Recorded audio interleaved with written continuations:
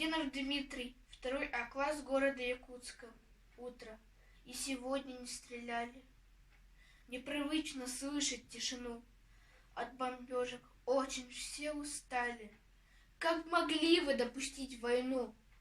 Говорили, что войны не будет, что словесно можно все решить. Почему же в нас стреляют люди? Как могли вы обо всем забыть? Сколько горя, многие не знают. Это наша общая вина. Утро. Слава Богу, не стреляют. Может быть, закончилась война.